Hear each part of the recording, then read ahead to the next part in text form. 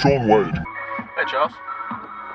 I've got a few questions for you, and I thought we could have a little one-on-one chat. Yeah, no, that's good. I think that could work. I like that.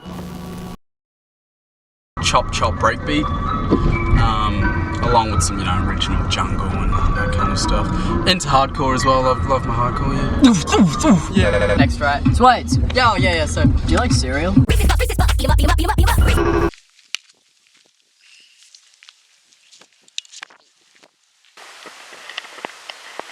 Am I eating this too loudly? Megan the Stallion. Which streaming service would you say you use the most? Spotify. Do you find a lot of DJ mixes on SoundCloud? Used to. Now it's all on YouTube, I'd say. Most of them. What's one of your favorite mixes on YouTube? One of my favorite mixes is Mole Grab at Glitch Fest in 2019.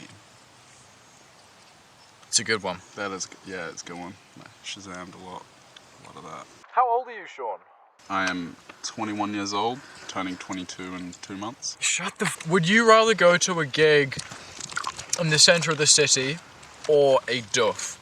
Oh, much rather. Any day of the week, I would rather duff in the bush than go into town. I actually really hate town. The music is often bad. You've got to get into the bush to find the good stuff. Metaphorically. Questions and answers with Charles. Does he have them? What's your favorite music venue? My favorite music venue would have to be... I do like San Fran. There's also... I'd say a good house gig would be one of my favorite venues. That just doesn't make sense. It does. Who's your dream artist to collaborate with? Who's your dream artist to collaborate with? Drain Gang. What qualities do you think make a good musician? I think authenticity would be number one. If they're 100% authentic, I don't really care what it sounds like, it'll probably be that, and the ability, I don't know, not to conform, just doing your own thing, that kind of thing, ties in, but yeah. What's the best piece of advice that another musician has given you? Oh, stick with Ableton. Fruit Loops. Do you play any instruments? I'll show you my deluxe Hello Kitty 90s Yamaha guitar.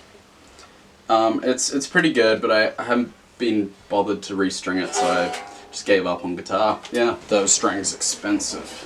And then you do them up, and then they break, and then you have to buy another packet, because you can't just buy one broken string. You have to buy 6 strings, which is 600% times more expensive than buying one string, if you think about it.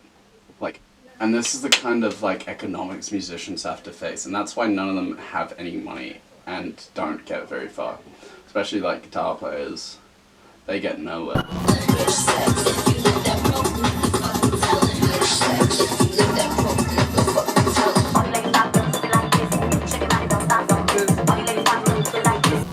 If you could go back in time and tell your younger musician self something, some piece of advice, what would it be?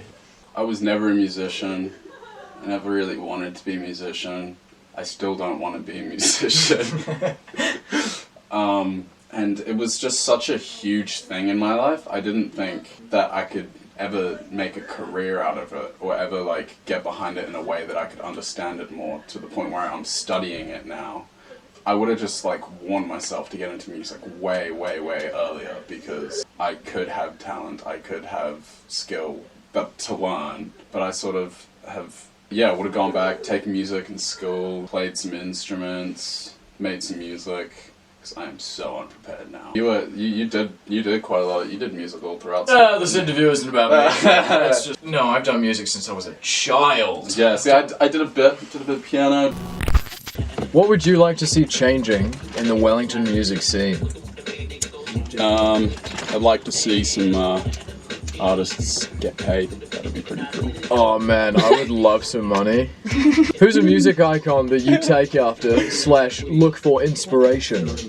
My number one artist, without a doubt, so easy to say, is Ruben Samuel Winters. Milk and Totems, my biggest inspiration for rock, and my biggest inspiration for electronic music. Yeah, just overall GC. Love and rest in peace. Rest in peace. Sure, that works. Yeah, nice. No.